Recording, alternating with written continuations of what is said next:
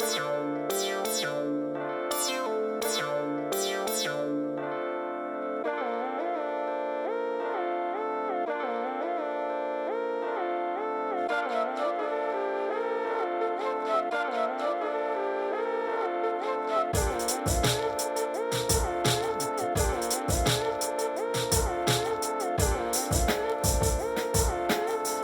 everybody.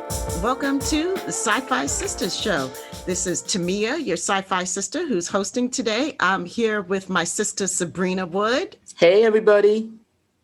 And Fran Taylor. Hello, hello, hello all.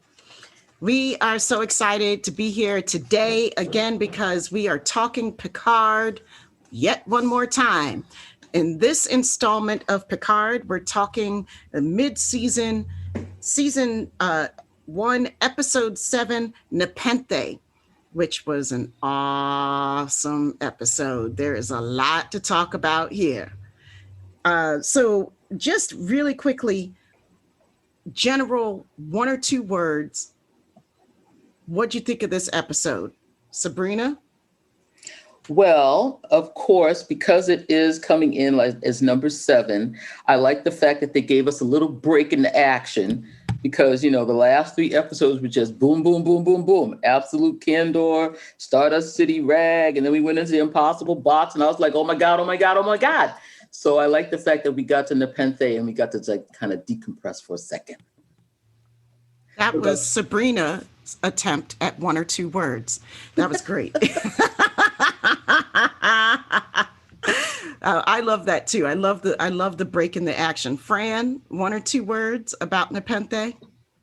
Well, I like the fact that Riker and Troy were still together, and for the most part, overall, they were happy and in love and had this brilliant daughter. I love it.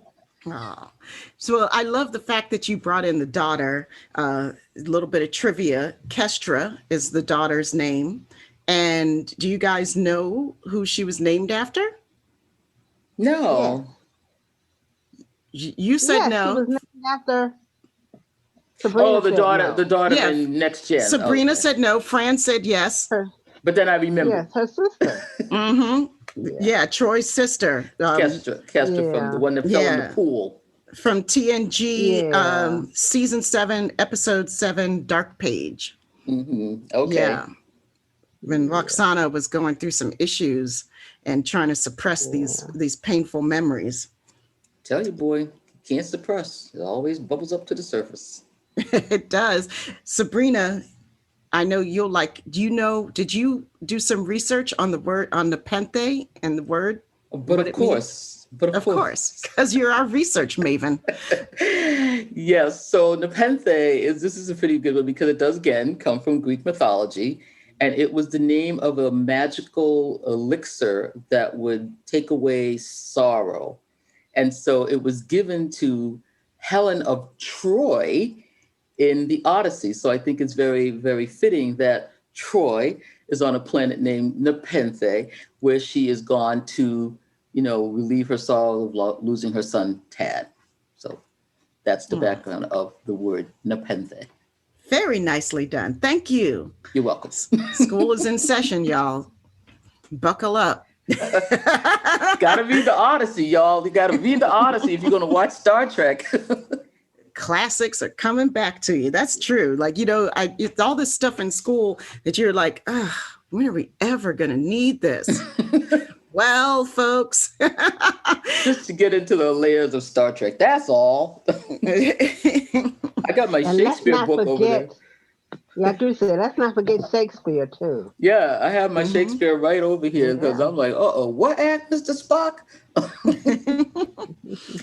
Okay, so the little bit of a plot summary.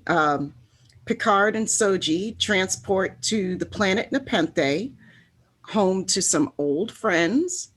As the rest of the La Sirena crew attempt to join them, Picard helps Soji make sense of her recently unlocked memories.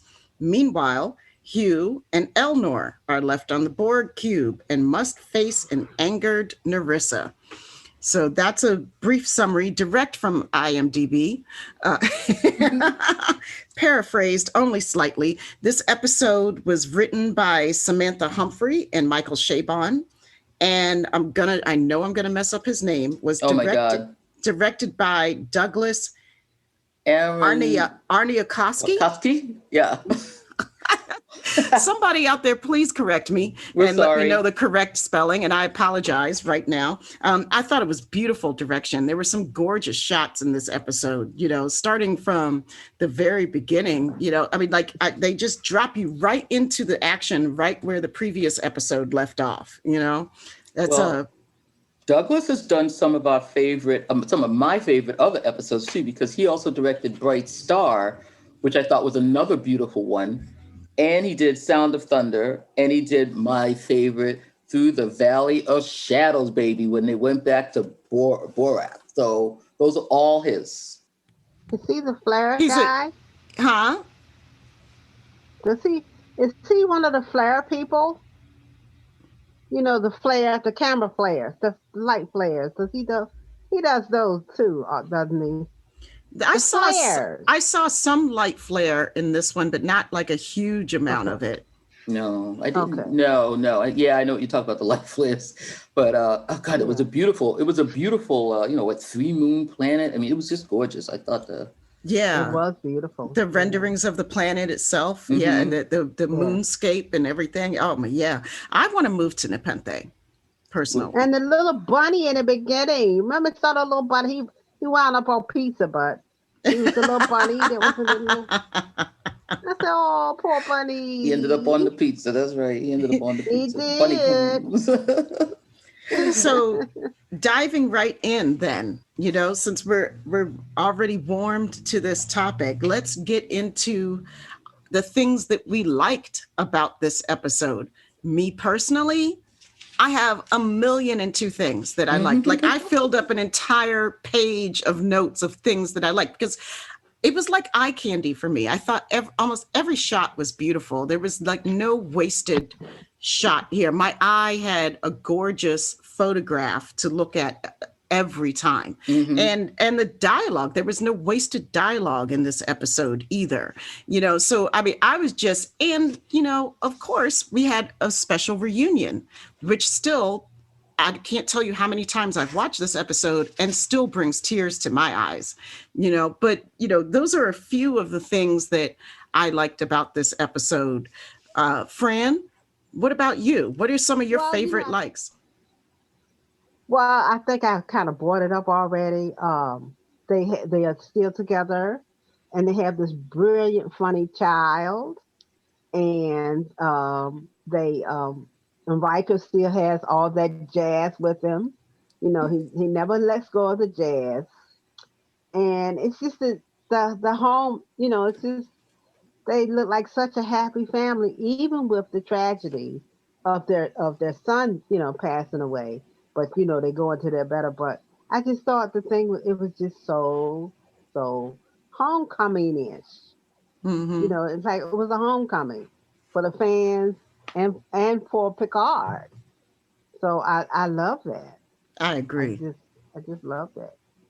I agree. Sabrina, what would be the first thing that you want to call out that you like? Well, I loved both scenes where first Troy sees Picard for the first time, and then when Riker sees Picard for the first time, and they both go to their exact thing that they were famous for, because as soon as Troy sees him and touches him, you knew she got all the feelings of like the fact that he was on this mission, that this was like a last hurrah, and that he had all this guilt and depression, and that he had just had the bejesus scared out of him in that queue. And Troy felt it all when she got him, and she was just like, oh my, And then he goes in and he sees Riker for the first time, and my boy just gets like dough flour all over his leather jacket. I'm like, oh, Riker, what are you doing? And he's like bang, bang, banging on him. And then the next thing he knows, he takes one look, knows he's in trouble, and he just says, what, ladies? Shields up, perimeter scans to maximum, anti-cloaking scans too. He just went total first officer. I said, oh my God, they haven't missed a beat, either one of them. Right? Neither one of them. I mean, I tell you, when Deanna first sees Picard, excuse me, sorry. When Deanna first sees Picard, that's when I start getting teary-eyed right away, because I think Marina Sirtis did an amazing job in those moments, all the complexities of emotions that she was going through. Fran? Oh, I totally agree. She just nailed it. You were kind of back on the Enterprises, but at home Enterprise. Yeah, she just went And with the totally. hugs and the hugs, and they look so genuine because I think they were genuine between the characters and the actors portraying the characters. It was so real. Yeah. It was so real. Yeah, that's a good point. And that was not acting. Finally, that wasn't acting. And he finally got some more supportive, because everywhere he's been going, he was his only other one that was really glad to see him. But they were supportive of him too. And they told him that whatever you need, you can stay here. They were so supportive of whatever he wanted to do. And I was kind of glad for that too. Yeah. Which was exactly the reason why he didn't want to go there in the first place. Why he got the Motley Crew together, because he knew as soon as he showed up on Nepenthe, they would have just jumped right into it. And, they had Kestra now. They'd already been through this death of Tad, which we didn't know at the time. But, he wasn't going to put him through anymore. Right. So that was definitely one of my favorite things that happened in that one there. But so what do you think? What do you think, Tamia? What do we have any? Are we on to head scratches or? No, there's no, not even close to being on to head scratchers. Are you kidding me? Are you kidding me? We have so much more to talk about in this episode. We only went through one thing. We only went through the beginning scene that just got us all in the gut, Right. all in the feels with the reunion, which is like the biggest part of this episode. We were waiting for it. We were waiting for that. Oh my God. I didn't know how much I missed those characters until I saw that reunion. And I just loved how genuine the emotion, the expression of emotion, like Fran was talking about, because you knew that it was for the role and also in real life. Those hugs were real hugs, those tears in her eyes of all the things past and all the history that they've been through and the things that they're going through, those were real, and I really appreciate that, seeing that thing. But I also, I got a shout out to Kestra too. Her name, the actress who played her, is Lulu Wilson. And she just did a phenomenal job. I mean, like, she was so engaging. I ate her up every moment she was on the camera. Yeah. It was a really fantastic character and a really good job done portraying her. And like, I really want to see her in some more in future episodes somewhere. They've been talking about a show. No, they were talking about bringing them back in, Riker and Troy, and I'm sure if that means Kestra too, because I don't think anybody is surprised to see that Lulu Wilson at 15 years of age nailing that part and just making me truly believe that she listened to all of her parents' story and knew everything about Data.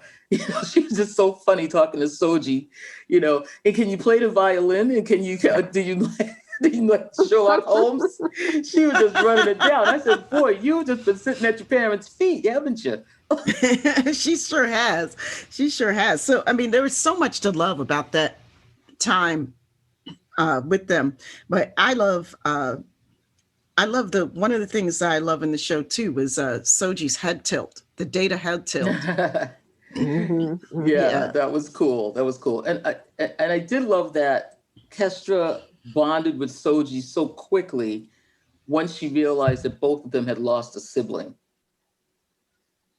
And Right. She really was like, oh, wow, this is like, what I'm going through. You know exactly how I'm feeling. So I think when Kestra heard that, and of course, Kestra was so upset when she, blurted out that she was an android and hurt her feelings. So she was such a great little actress. I'm telling you, actor.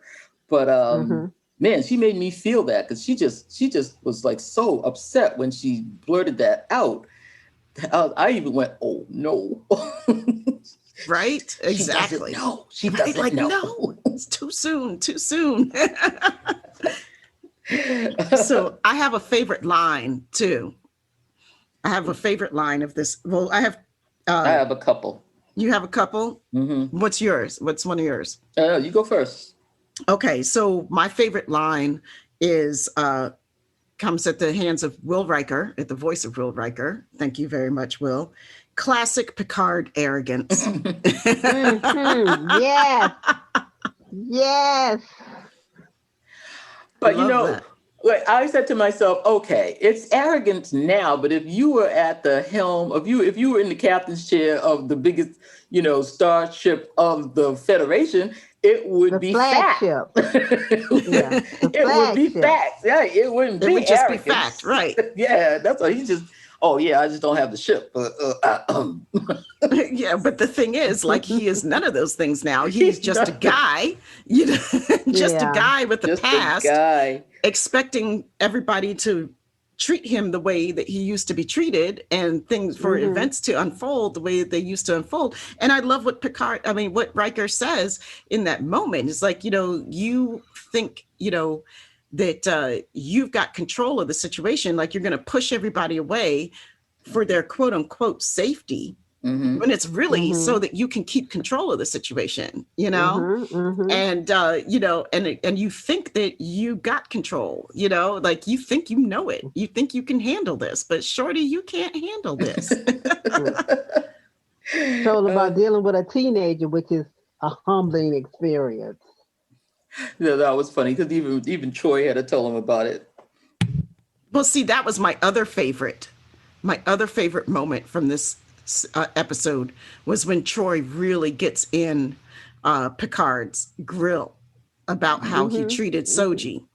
Soji, and she says her very consciousness has been violated. And what a great line to give to Deanna Troy, Mm-hmm. right? Who Yeah, how has about been that? literally mind raped how many times? Hmm.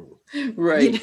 She understands about consciousness being violated. And the other thing that I love about this episode, and I really didn't realize it until I was watching it today, was that Agnes Girardi now understands that violation too, Yep. because Mhm. Commodore O did that to her. Just So Hey. this whole episode has repercussions of dominance and power and forced mind violations. Because she really didn't get her permission to do that. She just No, went, just just break, just came at her mind break. face. She just came at her That's right. face. right. And she didn't even know what she was about to do, for Right. real. No, Agnes was like, not at no, all.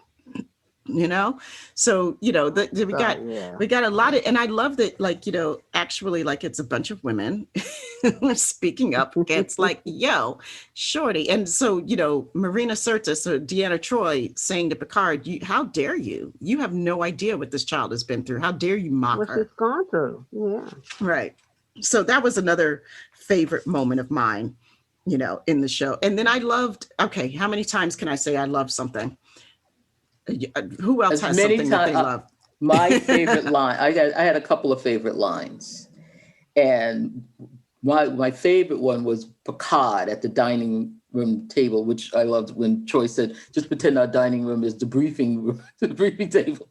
They were like all around the table again. I loved that. But then Picard said, "I was wasting my life, but now I have a mission, and nothing and no one is going to stop me." I was like, "Oh, baby." Yeah, there he Picard is. back. Okay. All right. My boy is back.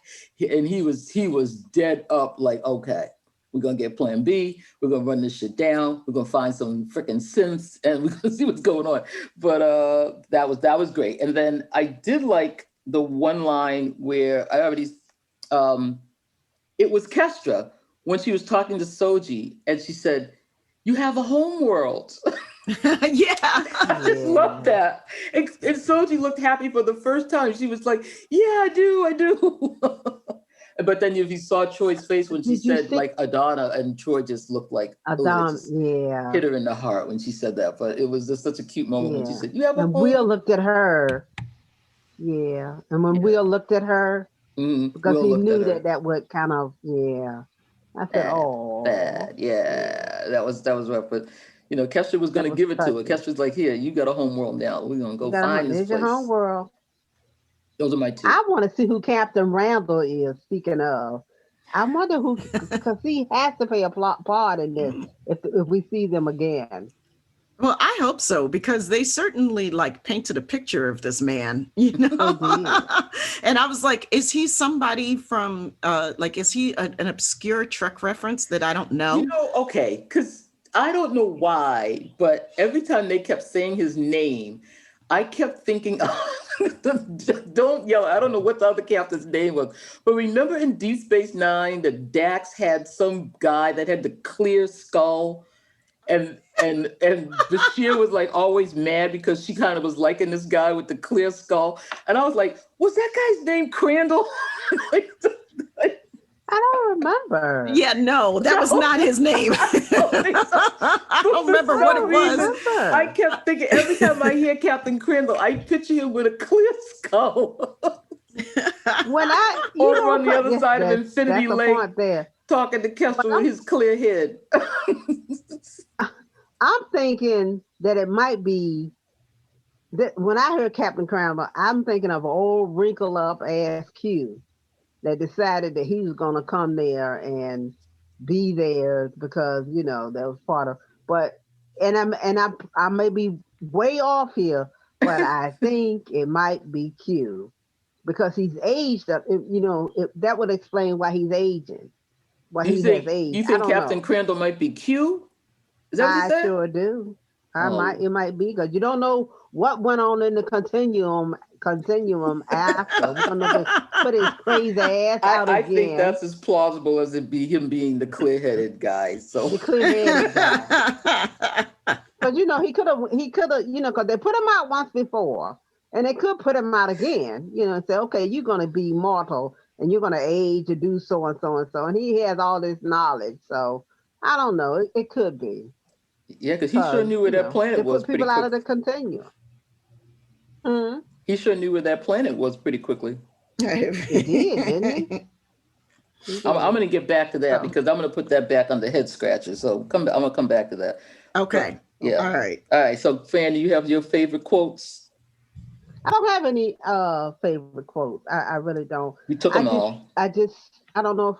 Well, no, not really. But I noticed when she said, that's your Adami. When she said, when he looked at, when Riker looked at her, and of course she thought about Thad, and I'm like, oh, look at that, look at that moment, but she was okay, she turned out to be okay with it. I'm talking about Troy. Oh, wait a minute, yes. When I do have one, and I said, well, why would she said, when Soji bought, she said, yeah, you bring me here with all these loving and caring people with good food. She didn't leave out the good food part. She brought in, I thought that was something, I thought that was amazing that she put with the good food. Because that's the first time she had really actually seen food. And she did that data work thing. And she said, and good food, I don't know, I don't trust any of you all. Right. She said, yeah. Mm-hmm. Yeah. So I thought that was amazing. I just want to ask, like leaving, going up to the La Serena for a minute. What was going? Some issues. They were having Agnes Girardi was having a serious meltdown. And I got to give mad props to Alison Pill, because the way that she played Girardi's collapse and her neuroses and just the guilt and eating her up inside was visceral. I could feel that her angst, I could feel her inner trauma going on. Yeah. And when she went to take hold up, what was that stuff called? Uranium hydroxide. I wrote that down. Yes, I did. Because I was like, wait, what? What is that again? You know, when she went to take that, you know, her talk, the way she was talking herself through it, like, you can do this. You know, she knew it was going to happen. Mhm. Yeah, the red velvet cake didn't do it, girl. No, and need she something throws up a stronger. lot. Agnes Girardi throws up a lot. Yes, that was I couldn't get past. She's the throwing up woman I know. on the whole show. She every time you turn around, she was throwing up. She cussing and You know, throwing up. I'm like, what? Yes, cussing and throwing up. She's throwing up. She wasted some perfectly good red velvet cake by throwing it up. Okay. Right? Three I'm pieces. like, why she keep throwing up? But I think Alison Peel. I just think she's an excellent actor. Anyway, I just love whatever she's in. She's so quirky and acting. I just love her acting, and Yeah, she me did a too. great job on this show. She's always giving me a reaction or action that is really unexpected, but actually really natural to that character. She's always taking me to an unexpected place in what she's given out. And I really appreciate that, Yeah, like she just got up and said, I just want to go home. You were like, no, we gotta go get Picard. Fucking sense. Right. Yeah. She was done at that point. For the ride. Yeah. Raffi had she was trying. That her. was her last desperate ditch to not fulfill this. Get out of it. Yeah. This fate that Commandant O had put her in. Yeah. Yeah, that was. It was rough, and then of course, I got a shout out for Hugh. One last time. That was that. Now here's where I shed a tear. Yes. I shed another tear. It was. Go ahead, Sabrina. That was just not right because that was my other quote that I highlighted when his death line, because he said, for a moment you made me think that I could take over. I wouldn't just be this guy on this reclamation. I can't remember. He gave me a hopeful fool. That's what he said he was. I was a hopeful fool. But that god dog Narissa, man. She plays a really good bad guy. I can't stand her guts. I know, right? I hate her. She's making me hate her. She was despised. She was really despisable. Yes. And I was glad to see her go over the side of the thing. Oh, don't give anything away. But she's a worthy adversary because anybody. Okay. That's the wrong episode. I'm sorry. That's I'm okay. Sorry. That's all right. I'm sorry. But she is a worthy adversary because anybody that decides that she's going to put down her stun gun and take on Elnor, I said, all right, girl. You think you can handle this shit? Okay, let's see what's her thing there. I mean, Elnor put his sword down. They were like, let's get busy, bitch. Right. But I was so mad. I was like, no, Elnor, don't do it that way. Don't trust her. Like, it's a trick, man. Yeah, she's gonna suck him right in. It's a trap.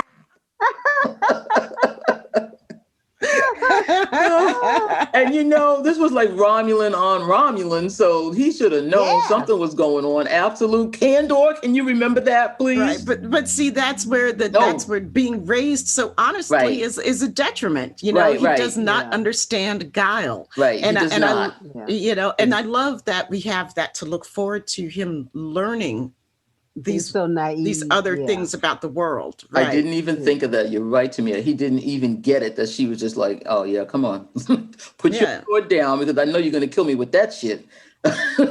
He doesn't even understand people deception. No. Right. My poor boo. Well, my biggest head scratcher. Oh, okay. Let's do head scratchers. Okay. Head scratchers. We haven't got there yet. No, we can go there. I mean, do we have anything else to cover on the things that we loved or liked? Well, I'll save that last one for personal connection. Okay, so let's go ahead to the head scratchers. Go ahead, Fran. Did Rios really think that Raffi was the traitor, or That did he did he put Girardi in the position to do what she needed to do? I can't figure it out. I read it that Rios honestly did think that Rafi was a potential traitor because of the way that he was like right before Agnes, right before the EMH came in and was like, yo, you might want to check on Agnes, right? Rios was like, we gotta talk, Yeah, like he was Right. yelling at he Ralphie. was serious. He was yelling at her. He was And like, she "This was is all like, what are your you gonna fault." Mm-mm. yeah, and she was like, well, what are you gonna do? Throw me in the brig? Or like, it's like, are we talking to throw Throw it in me the out of an brig? And airlock. he It got was, real, yeah, thrown out of airlock, and he got real quiet and just looked at her. And that's when she was like, wait, what? So he really was thinking that, it was her. He didn't even conceive that it might be oh Agnes. wow. Well, because he didn't know where Oh. she went when they went back to, that planet, free cloud. Mm-hmm. He didn't know. She didn't remember. She came back all drunk. She was all mad. She came slinking back. Yeah. He didn't get it. She wouldn't tell him what was going on. She was, he was like, "What did she just Well, she do?" did. Well, Right. she did kind of explain to him. I remember when she talked about her son and the But that wasn't an granddaughter. explanation. That wasn't an explanation of where she's been. Like she was drunk and high and she was Well, talking yeah. out of her ass. And so like that could have been a non sequitur of anything. It wasn't It's a, related to anything. We could relate to it. We knew what it was about because we're the viewers. But if you're Rios and you don't, that's just like random there was drunk high no stuff. connection. There was No. no And connection. and Right. maybe somebody was blackmailing her because of the son. He didn't know what was going on. Like, why is she talking about a baby all of a sudden? What's going on? But he couldn't figure out that Agnes was it because he said, "You've been on the ship since we started." Right. So he couldn't conceive of the fact that this was a plot that had been hatched way before. Before they even set But out. Right. if you look back, she did. Raffy did. She said, you just gonna bring Agnes on your thing. You're not gonna do no kind of, you don't want me to do just not no kind of background check. Right. She been Right. from the Raffi, beginning. you're right. Raffi's been suspicious from the beginning. Yeah. Because she knows it's not Right. her. She knows Right. it's Yeah. Rightly so. She knows it's not her. The only person I don't know is you with the little cute little blue coat. You. Mm-hmm. With Yeah. the little, Oh, I remember the blue when she said that cute little blue You coat. came. I'm I like, remember before okay, we now you left ain't gonna Earth, break out and the blue coat. right. You were there in your cute little blue coat, so anxious to go meet the synth technology. Like I was like, "Ooh, Raffi, ooh, you better watch No, you out, didn't break out Agnes. the blue You coat. better watch out." yeah, she's like, "Yeah, let's go have some cake. Yeah, there's gonna be cake. Come on." She's like, "I'm gonna Yeah, get all come the on. information out of her." All I I gotta do is have give you some cake. Yeah. I have another head scratcher, and mine was my head scratcher was the way that Picard was so mocking of Soji's pain and the plight and insensitive to what she might have gone through, because that was very out of character. That was not a Picard that I've ever seen, like so even if he's going through some business, he usually is giving people the benefit of the doubt, or like not just the benefit of the doubt. He's usually much more empathetic, and he has a much stronger ability to put himself in the other man's shoes, and it's very well developed in him. So I thought that was really out of character, although I loved all the dialogue that came after that. Like, I mean, they had some great stuff written in response to that, but it just seems so out of character to me. And like, I just didn't see how he would be that insensitive. That's just me. Do you think it might have been because he knows and has known that she's an android and he's thinking like old Android 1.0, not Android 2.0? He's thinking like she can't be hurt. She doesn't have any emotion like Data. And then he's like, "Oh, no, I don't think I don't no? think that, because I Just think he's throwing it very out well there." aware that they're entire, like she and her sister were entirely different creatures than he had ever, I think he understood the depth of the difference between them and Data. Yeah. Well, I don't know. He's deep into synths, And I don't know, but she's another synth. I don't think he, I don't know. But I know what you're talking about. But I'm sort of like, I mean, did that strike either of you guys as odd? Yeah, he didn't give a shit. I mean, he was just like, oh yeah, so I suppose it's I suppose it's all a fantasy, like all this great, beautiful house and this land and this good food and stuff. Like, yeah, But this is all not real. And I was like, dude, I mean, like even my first time watching that, I was like, whoa, what? But I think he was reacting because he got such a different reaction from Dodge to him. He got such a different, Dodge knew who he was and whatnot, actually. But, I think it's part of that. Oh, well, your sister knew who I was. She accepted me and everything. And then here you come acting like I'm just like, shit on a shingle or something. Mm-hmm. I think that was part of it. That arrogance, that Picard arrogance. It's like, how dare you not, believe me? I am who I am. And, I think that may have a little bit to do with it. That was my head scratcher. So different, huh? That was my head scratcher that she didn't know Picard, although Dodge did. Yeah, Dodge said there's something inside of me that keeps telling me to find you. Find you. But Soji wasn't activated yet. Soji got activated when she was in the box. Okay, but he sent them to two different places. He sent them to. He sent. He sent Dodge to Earth, where she had a chance to meet up with Picard, but he sent Soji to the cube, where there was little to minute chance that she would meet up with Picard. Good point. I think that's why didn't take the built-in thing. They could have had two different sets of instructions written. Yes, they did, because they went to two different places. And, right. And, Picard, who would think Picard would go to a captured Borg cube? Or would even wind up in Romulan space? Okay, I can buy that, because that was my head scratcher. Like, why did Dodge know and went to Picard and the other sister didn't know? Didn't. Two different instructions. Okay, Fran, I'll buy that for $1. I'll buy that. I think all of those are some good head scratchers this week. Well, I still have another head scratcher. Okay, come on with it. Well, yeah, it's not a head scratcher, but it's just like I was sort of like, the whole Hugh Elnor thing just didn't sit right with me, like the getaway. And I get why he stayed behind to cover their escape. But I guess because I'm like, well, why did you just get in the thing too? And I'm like, why did you all just go? But I guess if they had XBs on there, they could have gotten into the room too and found out where they were going.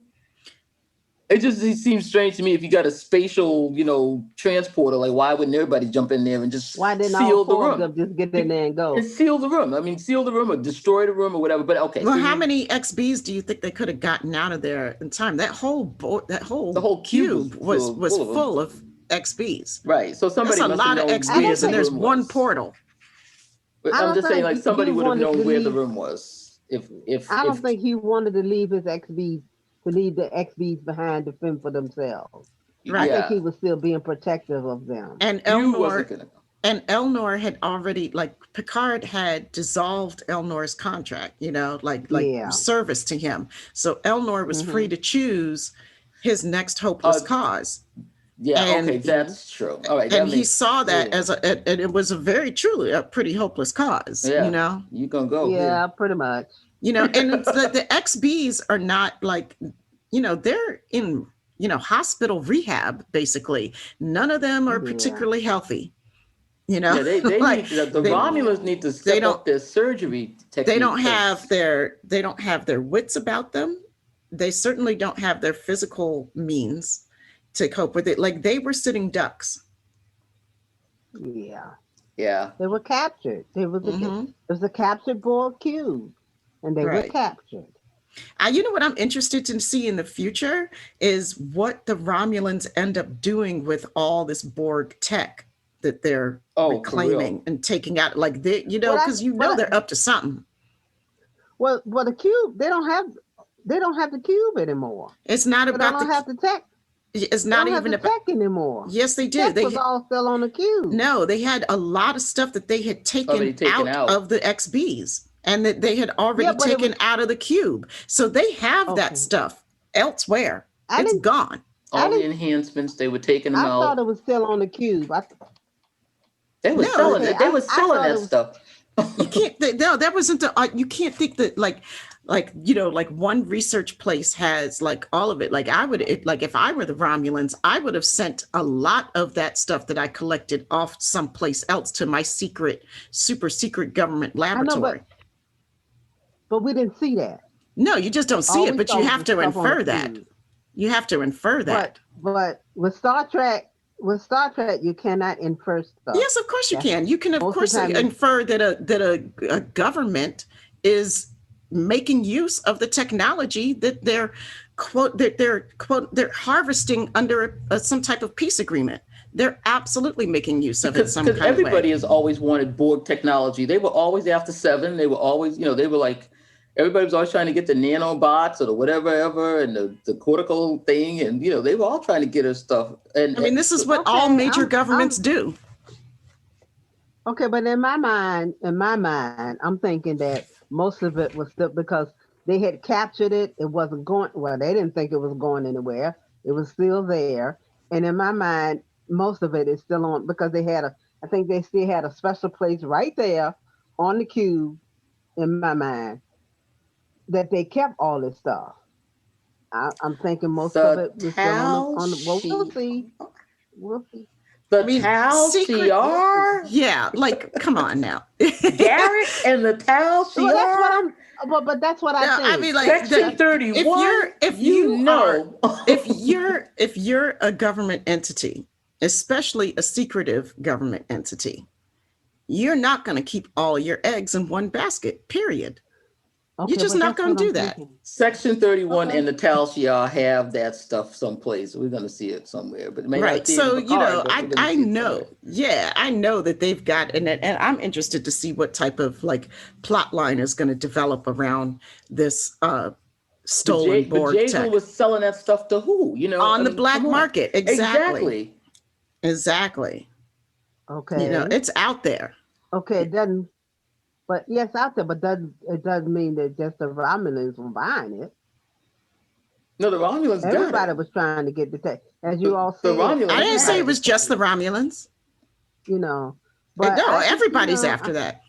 Yeah, huh? You got 1,000 XPs with all kinds of stuff in them. You know you're gonna harvest that mess. Mm-hmm. They're definitely harvesting that, for something. But okay, well, so the Federation is gonna be.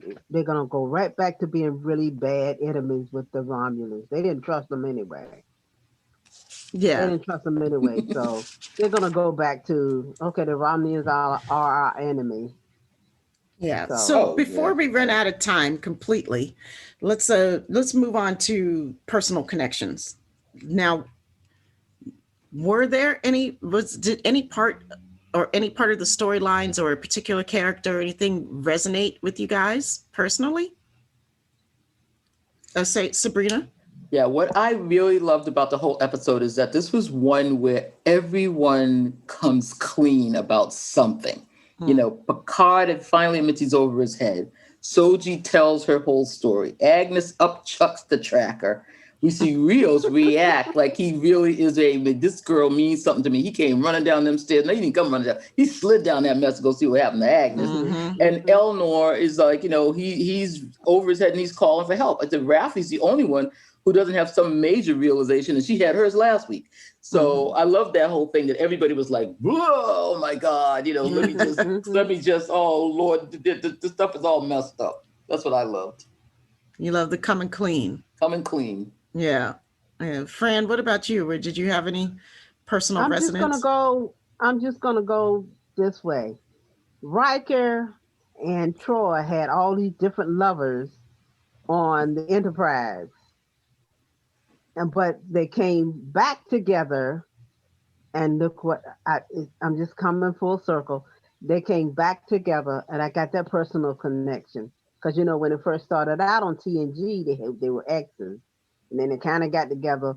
But she had a whole bunch of lovers. He had a whole bunch of lovers, but they're there together and happy for the most part. And he called her Imzadi. He called her Imzadi. Imzadi, which means my beloved. So I just love the fact that they came together and got the bright kid, and through all the lovers they had on TNG, especially him, because she was no slouch. She was no slouch. That's what I'm saying. Yeah, she had her share too, So they came back together and just settled down on the planet and loved each other. Fran, I had no idea you were such a romantic. I am. I love it. I really am. I am. Learning things about my SyFy sisters this deep into the series. I love it when, I really love it when people come together like that, and, through all, because they've had some obstacles, and their son dying was an obstacle, but they're still there, still loving each other, and just happy together. And then when they get together and they kiss, he kissed Cassie on the head, she goes in the house, and they hug and they go, and I'm like, oh, I teared up and smiled, and it was so loving. I'm like, Riker and Troy. Oh. So I love it. My personal connection is really close. My personal residence is really close to Fran's, and it's not necessarily just the relationship of it, of the two of them, but just how good it felt to see them, to see the trio, just to see part of the next gen crew together again, and it resonated so deeply with me, the connection, like how deep their connection really was, and I just felt like it was so beautiful to see these characters relating to each other in a different dynamic than what we always saw on the Enterprise, which was like Picard's the boss and everybody else is around him, and he didn't have these close interpersonal interactions on the show that we saw very often, so it just felt really good to see a more natural, realistic portrayal of this is how these characters would be behaving now, and it felt like a big warm fuzzy in my heart when they all came back together, and that I remember when the show premiered, like that carried me through till the next week, like I was good for a while, I carried around the big fuzzy for a nice hot minute, and I tell you listeners, we got two SyFy sisters here that are just about to cry. They're just about to cry about Riker and Troy and everybody coming back. Oh, they make it three SyFy sisters. We love this show. You know what I did love? I love when Picard came in and he introduced Troy as commander. And you knew, and Riker too. It was just like, oh, they're still active. Okay. Oh, that's right. I like that little seed that Riker planted. I'm still, technically, I'm still on active duty. I would have to be called. It would have to be something really serious. No, I knew he was going to be back. When he said that, I knew. I'm like, we're going to see him again. Picard used their ranks. I said, oh, they are still on active. Call back. Okay. Yep. Wait a second. And of course, like I said, my boy had the house tricked out. So yeah. So it's been a great discussion. Pimp my cabin. Oh my God. Okay. She's freaking out over there, y'all. Just FYI. We lost Sabrina. We better wrap this puppy up because she's about to go off the rails. So it has been a great discussion on Nepenthe. And so, in wrapping up, we're at midpoint or almost midpoint. Next show, we're going to talk about the season ending arc of Picard, first season. For this season of SyFy Sistas. It's been a great ride, and we got a lot to cover next show. We'll probably might end up having to break it up into two shows. It's a lot to cover over there. So how Sabrina, can people reach us, SyFy Sisters, in case they have comments or agreements or disagreements or questions? Because we definitely want to hear from you. Yes, we do. You can reach each one of us by our first names and the name of the show. So it's Sabrina, SUBRINA, at SyFysistas.com, and that's SyFysistas.com. I did it. Yay! And Fran's is... And with that, mine is the same, except it's Fran T with the same SyFysistas.com. And I'm Spelled Tamia. the same way, of course. And I'm Tamia at SyFysistas.com. That's TAMIA at SyFysistas.com. As well as you can feel free to come join the fun with us on Facebook. Our Facebook group is the SyFy Sisters Mothership, just like George Clinton would say it. Put a swagger in the mothership, MUTHASHIP. So we have a great, really active group with some of the best fans of all genres. And so join us on the mothership. And come and join us on the Lido deck for the party. And thank you so much for listening to us. And we will see you next week. Bye. Live long and prosper, y'all. Bye-bye. LLP.